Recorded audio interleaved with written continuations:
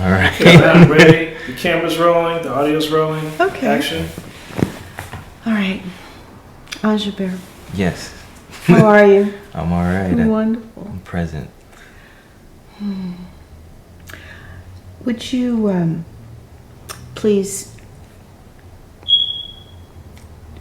say your name and where you were born and describe your profession? Okay. My name is MBarnes Tre. I was born in Houston, Texas. My profession is, wow, curiosity. Pretty much. I'm interested in a lot of things.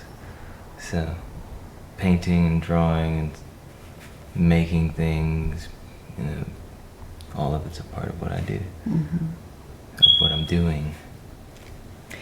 Tell us about your dreams as a child, and how did you start?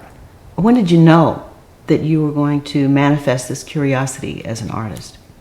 I don't think there was ever like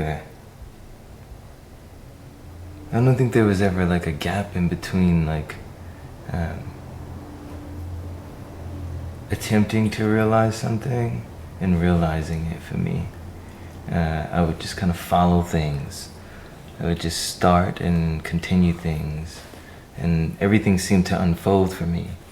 Even meeting you, everything was a part of an unfolding of my internal life. So but I'm a reoccurring dreamer. I probably have a list of about 5 dreams that I've had over and over. I really don't dream outside of those structures. So it's a waking, conscious dream. Yeah, you're alert and looking for this unfolding? A few places I live in. I live there. I've had a life there my entire life since I was a child, and some of them, they come up at different times. I've been learning as I get older that some people fit into the Freudian and some people fit into the Jungian, and I think my dream life is very much so connected to my waking life, and so I get warnings through dreams, not kind of anticipations. Like when I was a kid, I would always dream about getting something in the mail if I won something. I always knew I won an art competition, or I got into some kind of program or whatever, because I would always have the dream of walking to the mailbox from my bedroom at my parents' house. I would always dream it, and then I could anticipate it. Wow. I think it was a way of not ever being overly excited, but to be kind of accepting. Those winning competitions, those letters in the mail, those premonitions and then realities of actualizing your dream. Of those that you've experienced so far, which would you say was a big break in your career? In my career, or in is this question encompassing my childhood as well? Or? As well, the whole big picture, because I know that there's probably not a defined line, as you say, between the profession and life. Yeah, there's not. It's just all one thing in my world.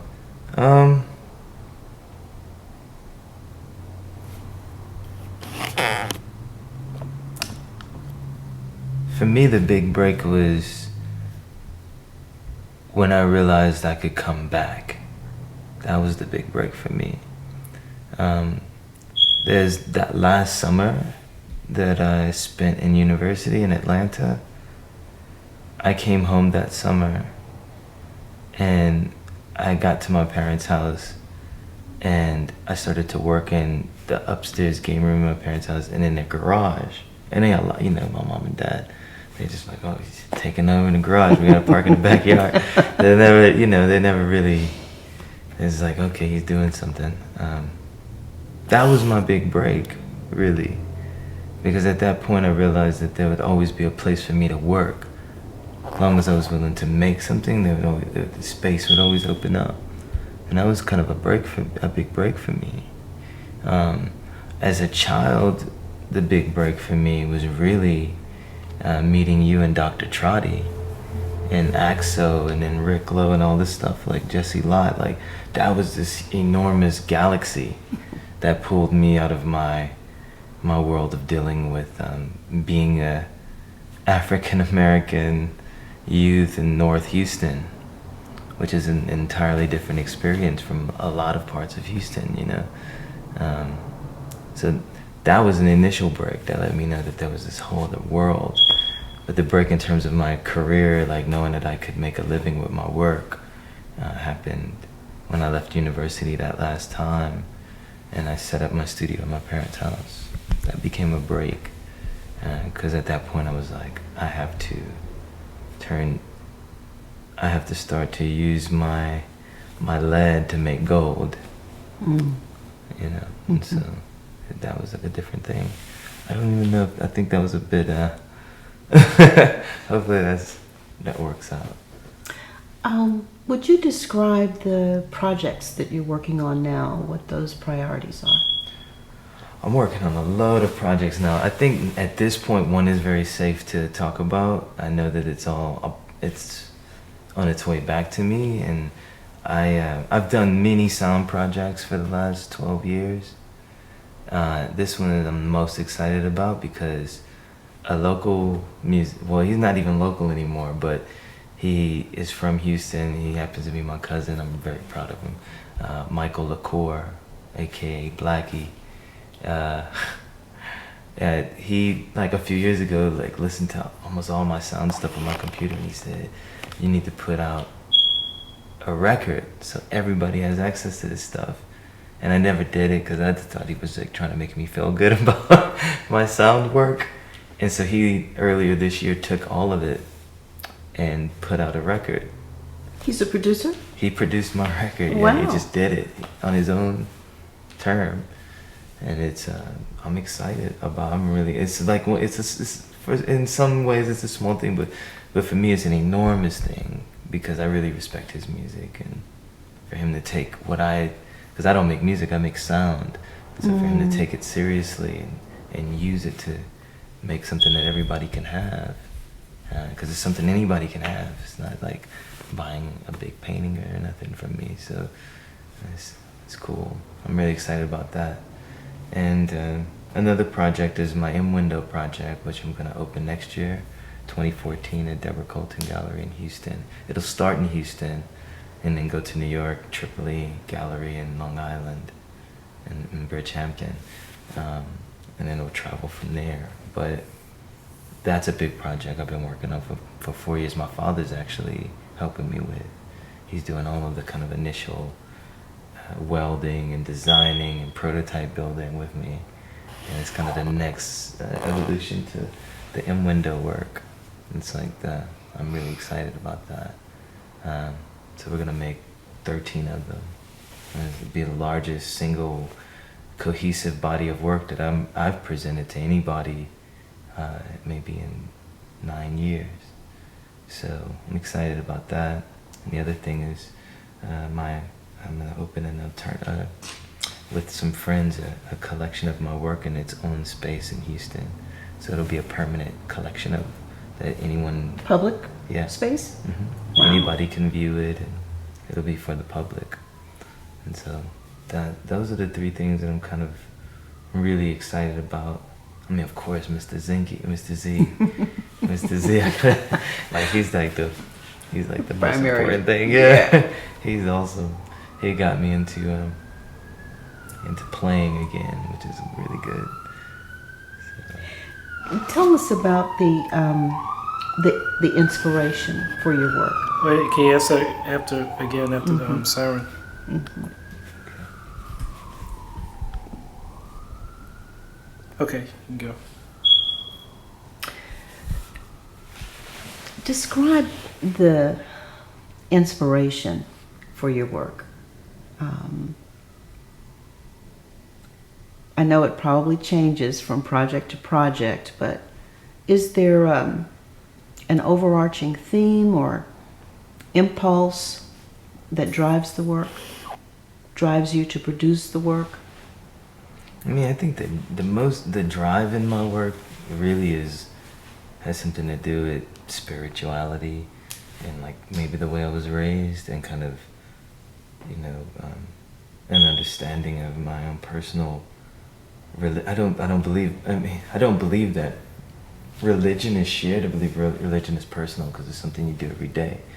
And so over time you develop your religion, and which is a way to connect to other people.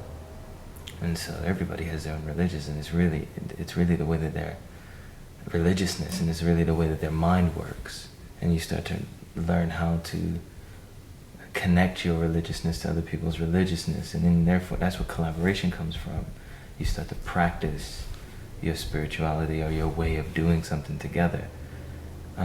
I think my drive is in that, wanting to daily connect to the thing that's keeping me alive. My inspiration in my work, on the other hand, I think, like the kind of meta, the kind of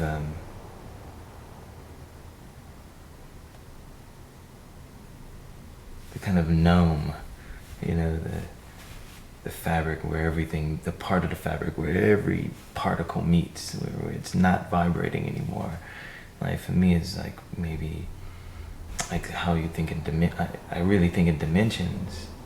And I think like now that I'm older, I can look at my early work and see why I was always, even from a child, curious about painting things on top of things or gluing things on top of things and drawing on top of that. And it was always about how you compile. I was always interested in kind of looking at things in the spectrum of composites and map building based on composites. And so like in that way it's kind of like quantum theory-ish, like the M-window thing is all like, I'm starting to work on transparent structures so you can see through. So the things that I would typically cover up are still there and still visible, and up to the viewer to manipulate them themselves to trying to see something for themselves in it. So that's kind of like I feel like I over complicated it, and somehow it could be made more simple, right? I just don't know how to do that, and so that keeps me interested in it. Well, in some ways it's a lot simpler than your older paintings, your previous work. Yeah. So I think that you are achieving the goal of simplifying the work. It may not be simple enough for you, but yeah, I would like to get it simpler. It's like, so that's the goal. That's the inspiration. One of the inspirations.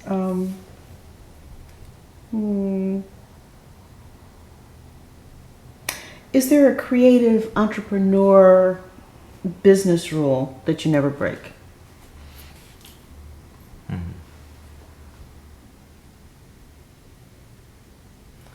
I mean, I think there's an ethic. Like I don't choose to stay loyal to anything except for the creation.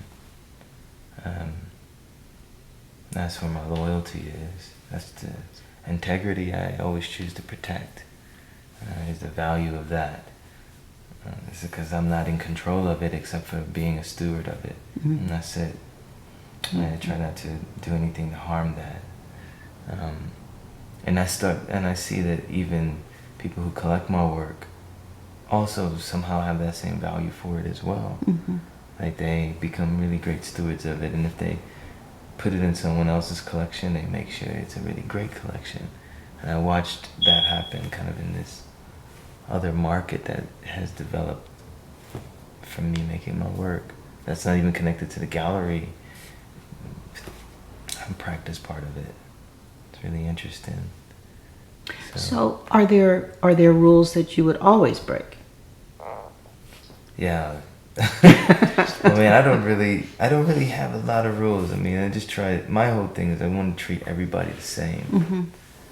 I don't want to practice my own personal favoritism. So other than that, I really don't have any rules. So like the price point aspect of it. Mm-hmm. Do you ever consciously produce work that's in a certain price point so it's more affordable, or is it just the concept of the work and whatever price the gallery puts on it is what they put on it? No, I don't. I think the market depicts, because you can look at the market. Like any artist can do it. They can look at their work and go, oh, "I've done this in, in 5 years." You can look at your life in 5 years and pick out and figure out how much things are growing, and then you can speculate on that growth. I do that. Do I like consciously think about making things that are for certain price points for the purpose of selling them? No, I don't. I think when those kind of thoughts come up, I'm always thinking with someone else. So like, people that I collaborate with, like, I don't know if I can do this because you guys are recording, but like when I collaborate with Mark, for instance, like we think about like where the thing can go and how we produce it so that everybody can have it. So we made a book together, and that was the goal. We're like, how do we make this book that even if we have to give it away, everybody gets one? So we're thinking like that in terms of points, merchandise. I think about that a lot. Like I'm working on a project now with a friend, and we're making jewelry and kind of trinkets and objects, and those things will be hopefully affordable to anyone who wants them. The record, those kind of things. But in terms of my work, I really don't have enough. I don't and I never have. All I can contribute to my work is wherever point I've gotten my skills and my studies up to par at. And my gift uses that, and we work together to produce something back. But I can't control it in terms of size. I've tried, like probably almost, I hope every artist has. I've definitely tried, but I've never been successful. Like if I start out going, I'm gonna make a series of 1 by 1 drawings, and they always become like that big, and then I'm like, oh well, now I got to keep all of these because there's no one out there to take them. So it's really difficult for me in terms of my work to attempt to control that, because I always lose kind of what I really need from it myself. So it sounds like your natural tendency is to work in this two-dimensional kind of format, and then the objects or the trinket kinds of things are outside that. Yeah, it's inspired by it. I really started doing that with the first time with Mark, actually. Like he came to me and was like, yo, let's take some of these things out of these paintings and turn them into other things. And I was like, huh? And he started doing it. We like crop out a horse out of a painting and then use it in like, another object. And we like produced this out, or we made t-shirts the first time. And he literally cropped all these things out of other paintings. It wasn't like me going, oh, I'm gonna make a t-shirt, I'm gonna draw this thing and make a t-shirt. He just extracted it out of something else. And so that has become like a way of thinking about my work too, like to go back in the past older works and extract things that can be, that other people can use. Like I'm doing a book cover for a book that's coming out called Red Now Letters, and really the entire painting is an extraction from another older work. It's Marcus Guillory's new book. It's about kind of Creole people migrating into America from Louisiana. It's a really interesting book. It talks about like all these, it's a series of short stories. It's really fascinating. I got a chance, I'm lucky, I read it like 2 years ago. So it's a really beautiful book. And it's coming out with Simon & Schuster. It's exciting. So I get a chance to do a lot of stuff like that, a lot of album covers. Those kind of things take that place of me wanting to create something that fits some market or something. Right. What advice would you give to young artist entrepreneurs? In terms of a visual artist, I would say, in terms of the things I felt at, I would say like look for people to work with whose interests are not exactly the same as yours, and like like find people to sharpen yourself against. Be able to bring something to them that's new, and allow them to bring something to you that's new. Mm-hmm. And sometimes it's skill. That's what I learned at the collective. Everybody there was like able to do something totally different. And so I remember one summer I learned how to frame, you know? I was like, oh, I can frame my own work now, you know? Like, you know, one summer I like got really great at printmaking, which changed everything when I went back to school, you know? Like, so that's the one thing I would say could be helpful. And also study your own work. Mm-hmm. Really study it. And always know who's in there besides you. And be aware of it. Great advice. Yeah. Would you list 2 or 3 things that people don't know about you? Well, I don't know if anybody knows I'm a father, but I'm really excited about that. I'm a father of a Mr. Z, who's 15 months right now. He's like he's a superhero. I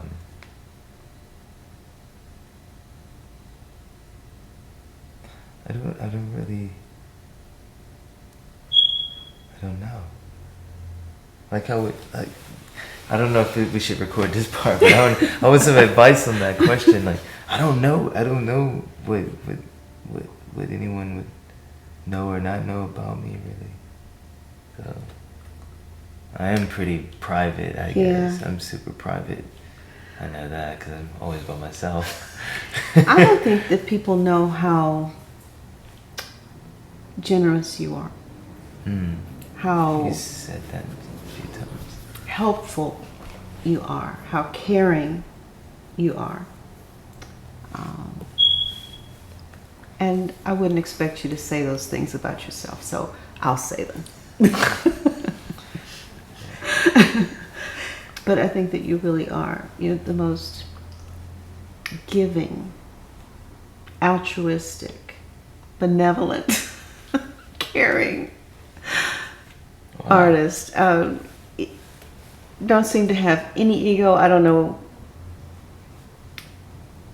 whether that's attributed to the wonderful upbringing that you had, what a wonderful family that you had. Yeah. But all of that has made you an incredible human being. Absolutely incredible. Yeah, I definitely feel blessed. You are. Like every time I give up, like the whole universe sends something. Angels, messengers. Yeah, you're one. I mean, I remember when I met you at school. I remember you showed up, and then next thing you know, I was having art classes with people who wanted to teach me, and it's like, you know, my whole life is filled with that. I definitely, I can say this, like, I hate saying no because not many people say no to me, so I don't like saying no to anybody. That's just how I am at this point. I don't think that's possible to change.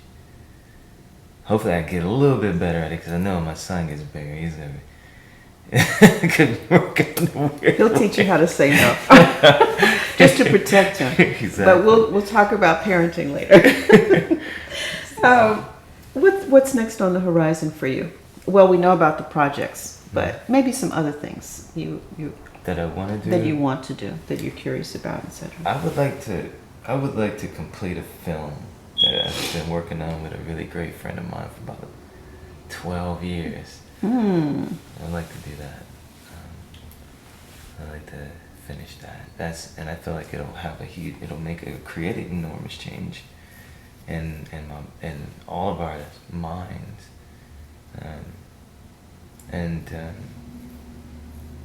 I mean, I'm really excited to finish school. You know, like, it's never been a goal in my life ever, like, because exactly like what happened at the collective and also at Row Houses was like, I learned, like, all of you taught me how to learn, and so I've always been an extractor Like, even when I was in university, I was like, I found out that Curtis Patterson was teaching at Atlanta College of Art, and I knew his work, and so then I immediately was like, well, I want to be in Curtis Patterson's class. I don't want to. So I just changed. I got rid of classes I probably needed to graduate, so I could make sure had time to like be in his class, even if I wasn't gonna get credit. So that happened, you know. And so now it's just a different thing. Like, I'm thinking about it in terms of like what I could contribute if I could organize the things that the world needs to understand that I have something to contribute, and I want to do that. So, I mean, some people say you can't have it all, but you're supposed to. You know, we're all supposed to be. We all have the inkling. We all have the ability to make a part of ourselves perfect, and it's different for everybody. So I want to do that, because then I can teach, you know, and I can contribute in a way that that no one has to doubt it, unless they want to, and even that's good for me as well. You know, so that's something I think that's on the horizon, and I'm excited about. That's exciting news. Continuing my education, yeah. And, you know, I got gray hair and I'm going back. It's nice. Totally different thing. 3, 2, 1. So how did you two meet? And you can ask him that, or y'all can just Talk about discuss that. Yeah. how y'all met. But look at each other. Okay. Do you remember? Yeah, I do. I was in the 8th grade, going into the 9th grade. I mean, and what I set out. So, do you remember when we met? And you started with that. Okay. Do you remember when we met? Yeah, absolutely. Tell me what you remember. I remember 2 occasions. The first occasion was going into the 9th grade. I had made a drawing of Martin Luther King, and I had entered it into a competition. Well, my teacher at the time, I think her name was Mrs. Knudstrom, if I'm not mistaken. She was from like the Midwest, and I think she entered this drawing into a competition, and you had come to check on it and to see who made it, and it was me. And that's how I ended up entering into the AXO program. And that's where I met you and Dr. Trotty again. And then that time you drafted me into our program at the Community Artists Collective. I mean, I was really young, and I was like not a very vocal person when I was younger. But I remember like that made me more confident about how I learned things, because I drew everything. Every assignment I had in school was a drawing. That's how I remembered things. I remember what a wonderful draftsman person you are.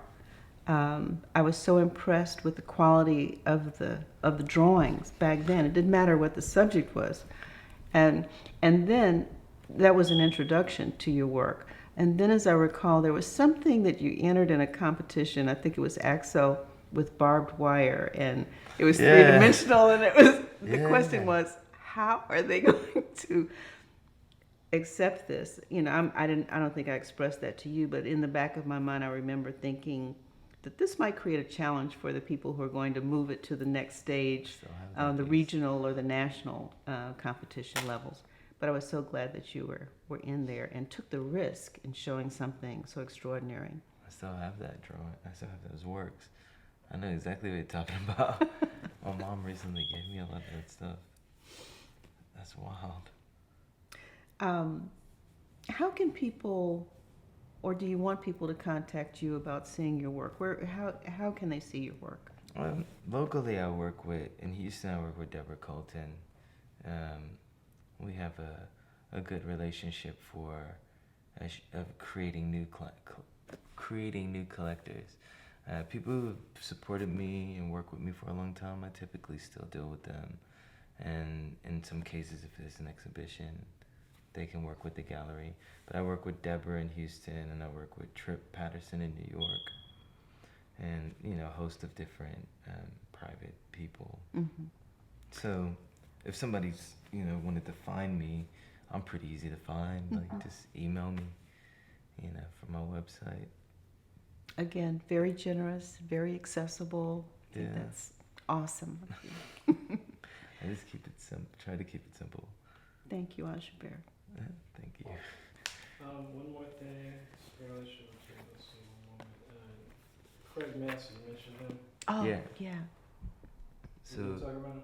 but what do we want to know about Craig? Stephanie texted me and described his relationship with Craig. Community Like how we- Arts Collective, Michelle Oh. Barnes, Yeah. which y'all just talked about, and Craig Massey. Okay. I can talk about how. Should I just say how I met Craig, or? No, I think so. And didn't Craig put a group of people together that have been sort of your, what's the word? Patrons. One moment. Okay. All right, so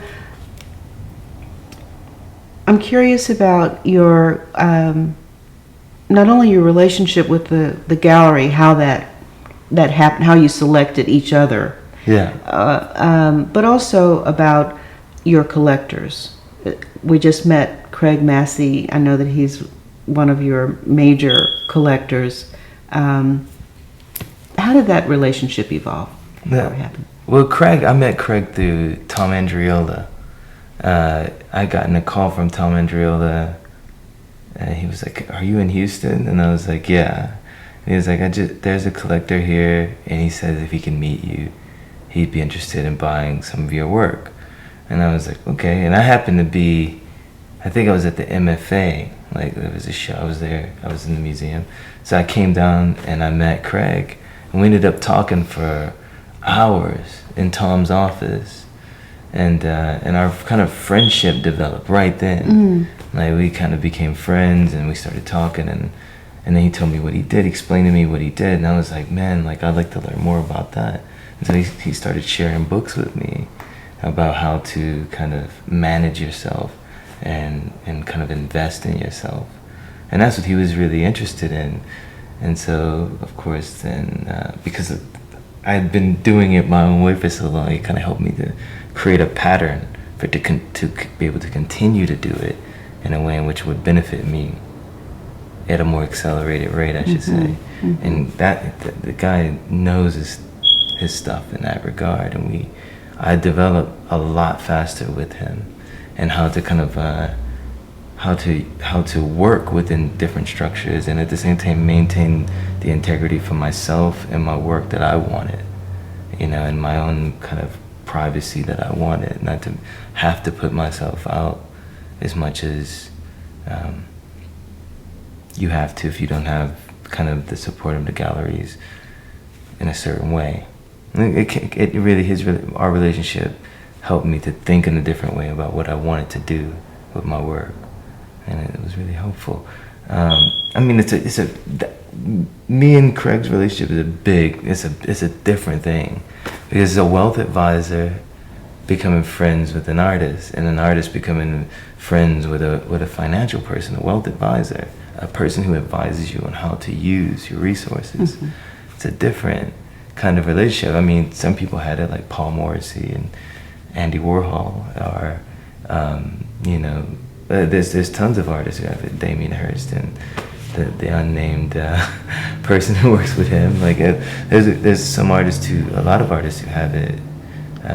But I think me and Craig just, we both want to have fun, and that's what made it, I think, for me, interesting. Because we both were interested in, definitely see that genuine love for each other, that friendship. Yeah. When I first I met him and saw you all saw you together for the first time. Yeah, he's a cool guy. Yeah. He's a really sweet guy. But yeah, like, our friends kind of merged into each other, and like our relationships merged into each other, our experiences merged. Because I mean, that's what a wealth advisor, a good wealth advisor, does. Like, their lives merge into the lives of their clients, and so he's like the top of that in terms of people I met in his business. Like, I see why he's one of the most successful people in this city. Well, it's a powerful collaboration. Yeah. I wish it would happen for more artists. Yeah, that's what I was kind of saying earlier. Like, I think that's something that if I was going to speak to a young artist or entrepreneur, I would say look for somebody who can contribute something extremely different from what you're going to be able to contribute to them. This is the fastest way to grow. Like, it's the fastest kind of understanding of growth, because you're looking at like, wow, you do something extremely different from what I do, but I can understand it, and you can help me understand it, and I can help you understand what I do. It takes trust to move from points of difference to being on the same path with somebody, you know. And I'm so happy to know that exists as a model, and I hope it will inspire other young artists to take that lesson and apply it to their own careers and lives. Absolutely. I think That's everything. Yeah. Oh, so wonderful. I mean, Robert Rauschenberg, but I don't know if it's my favorite anymore. I like looking at it though. Was Jesse an influence?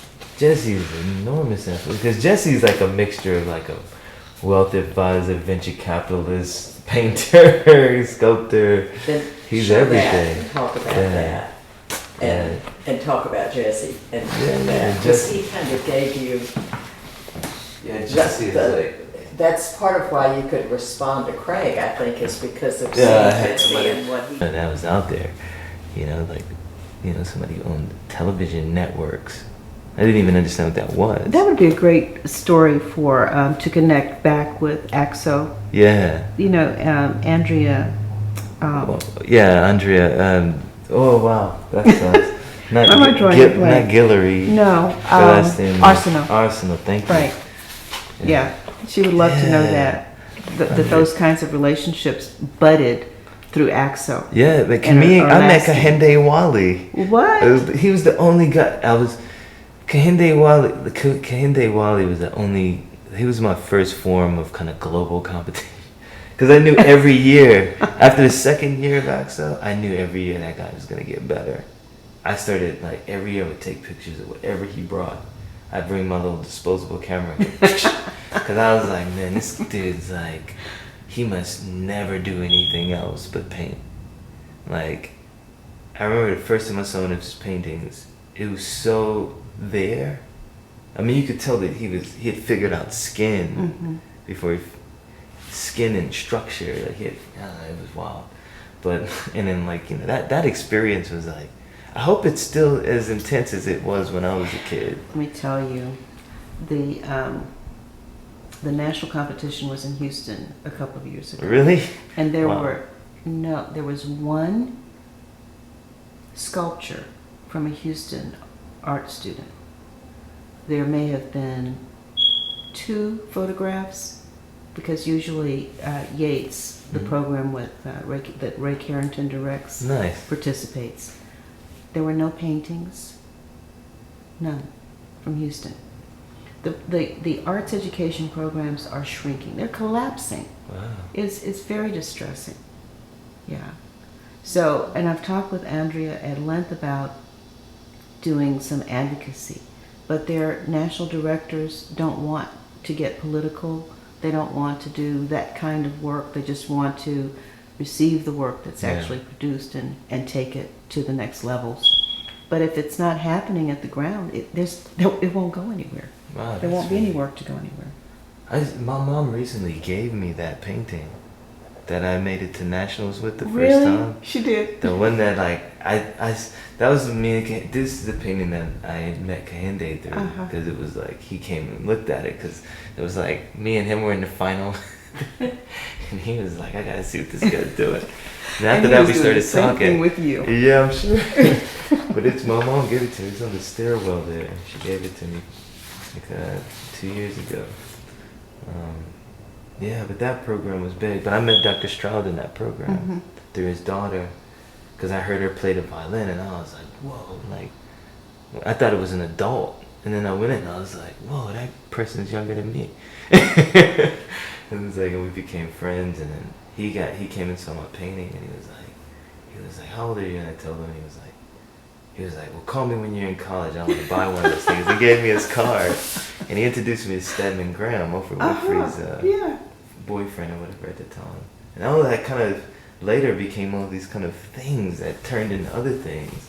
But I would say like Dr. Straw was the first. I remember one time I was like, telling him I was like, oh man, I want to go back this. I need to like find some kind of thing to get in so I can make money so I can paint.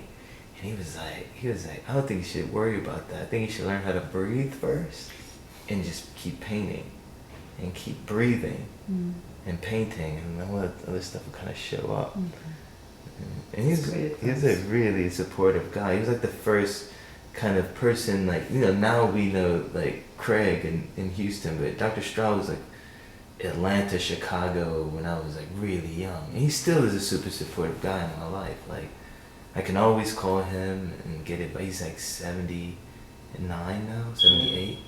And he's still like somebody I still call, you know? Like if I'm in Illinois, I go straight to his house, eat a burger with him, and like talk, you know? He's an amazing guy. Like he was like the first kind of person in terms of like somebody who was like investing like on the financial side, because in terms of intellectual and academic and energy and presence, like Michelle and Rick and Jesse and Mr. Bert Long, like Bert Samples as well, like, you know, definitely Floyd Newsom, like all those guys really were like there.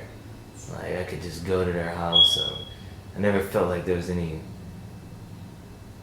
never, even now, like I can call, I was with Floyd yesterday, it's like, there's nothing's changed, man. I just still feel like they never made me feel like you know, they just, I don't know how to explain it, really. It's always exactly been the same as it is now. I don't know how to explain it. But there's a lot of people that make up me. Because they start to pour to mine, you know, of course. Like, Do you want to talk about that piece that you picked up? yeah, I just started thinking about Clyde, man. Clyde and Gaynell, they were really... I was really lucky for about 5 years. And Lamarck's going like, we got an agenda. But I was really lucky for 5 years, since you guys were listening, during a period where I didn't know if I wanted to make paintings anymore. And I met Clyde Drexler and his wife at a random party that a friend invited me to. Might have been even Mark, I'm not sure. I don't remember exactly who invited me to his party, but Clyde and Gaynell were having dinner there. And Gaynell and Clyde came to me and they said, are you a painter? Are you an artist? And I was like, no. And they were like, Gaynell kept looking at me and she said, you paint, right? You make paintings. And I was like, yeah, I make paintings. And she was like, is your name Andre? And I was like, yeah. And then she was like, I love your work, and I, you know. And so they invited me over for dinner. And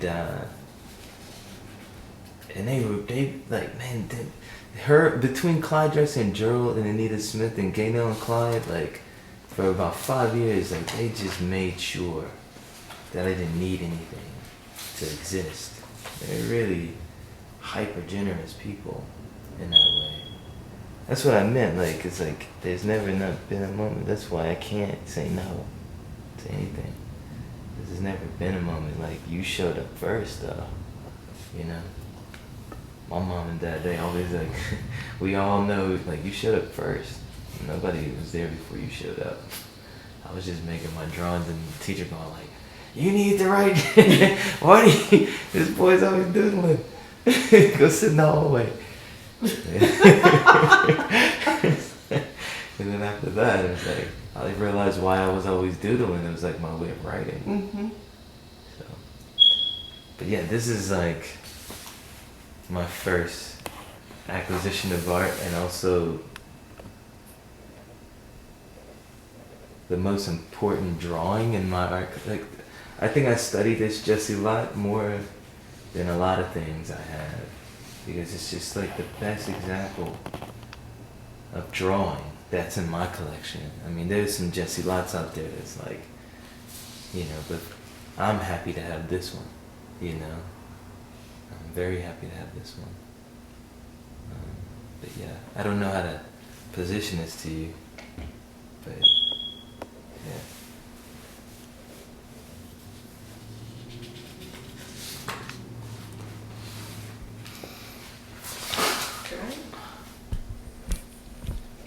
we got everything. Man, it's really hard to pick one.